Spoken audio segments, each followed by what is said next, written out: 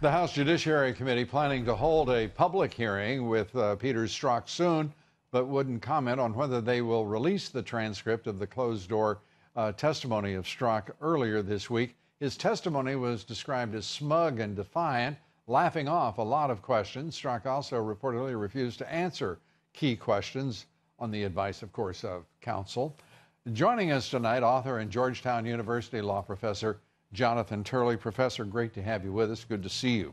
I would like to just get your impressions of Strzok to this point, asking to testify before Congress, being accorded that opportunity, and now here we go, perhaps moving to a public hearing.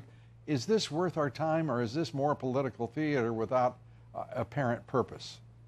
I think it is worth our time. I've been very critical of Strzok, and this may come as a surprise, but I agree with him and his counsel that the testimony in the closed session should be made public. Right. I do think it's a little unfair to anyone that you're called to a closed session, then people say what you said or how you appeared, and there's no indication this is classified. But more importantly, we need to see the raw data. We need to see the testimony of all of these characters. We need to see these reports. That's why the IG report's helpful, because it just gives us a lot of data. Because I think a lot of people in the public are tired of hearing from ciphers on both sides tell us what people said here or there. Now, does Strzok have a lot of questions to answer? You bet he does. And quite frankly, I'd like to see what the FBI counsel and personal counsel objected to his answering. Yeah. You know, it seems to me at this point... I'd like to find out why he has FBI counsel instead of his own. Well, it seems to me at this point that both sides of the aisle have said that they feel that we should get all of the facts and have transparency. The Trump administration has said they support full transparency. So why aren't we getting it? And I think that we can expect that. Yeah, I guess that we can expect it, but only for the most cynical of reasons, and that is cynicism itself. Because the reality is we've watched the Justice Department and FBI stonewall the U.S. Congress, whether direct or indirect oversight committees throughout, and they're slow rolling everyone. They're slow rolling the President of the United States, for whom they work, and they don't work for the President ostensibly, as you yourself have noted publicly in your writings and in your interviews.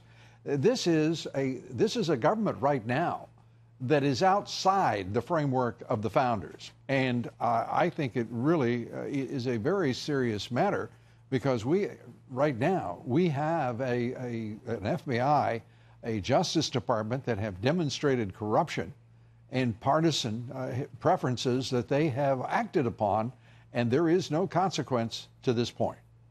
Well, Lou, I still have faith in the FBI and the Department of Justice. I think that we're making a lot of progress, that we're actually getting much more oversight than we've ever had before. That's, for some of us who have argued that these committees have been paper tigers, this is a refreshing period in which they're saying, you actually need to give us these documents because we have an oversight duty. But I really think what you're seeing across the country is a frustration that I share, that we feel like we're being gamed by everyone. You know, that everyone has different reasons for not being transparent, not giving the answers that the public needs to resolve these questions. And I think that patience is really growing quite thin. And I think the FBI has to understand that, but I also think the leadership in both parties have got to understand that.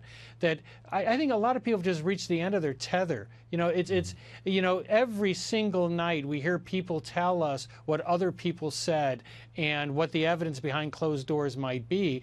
And I think the public want to pull the curtain back and say, all right, let's see it. It would be, I think, extraordinarily hypocritical for me in the business of informing the public and reporting to the public what I perceive as truth, and to say that I don't also agree with you and Peter Strzok that he should have absolutely that transcript delivered to the American public.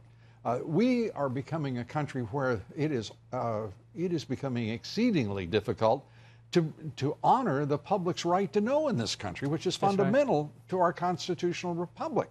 And I am sick, as you put it, these ciphers. I don't want to hear from them. I really don't want to hear from them. I want to hear from the person who is before the committee testifying. And by the way, I'd like to have the same privilege in federal courts, including the Supreme Court. because this is, we deplorables, as we say on this side of the argument on President Trump, you know, we're being treated like mushrooms here as a body politic. And it's time to bring sunlight and transparency, engagement, and the bright fullness of participatory democracy that's being denied us. I agree, and I think there's been a contempt for decades in this city about the right and the ability of the public to come to their own conclusions. And I think one of the most interesting things to come out of this in both parties is this sense of frustration. Over on the Democratic side, you just had a leading Democrat taken down by a low-budget campaign. Right. On the Republican side, you see a lot of anger bubbling up. But the funny thing is, as far as they are apart politically, they share one common element of faith, and that is in themselves. They believe that they actually have enough intelligence to reach their own conclusion, and everyone is tired of hearing these ciphers give us the information they think we need.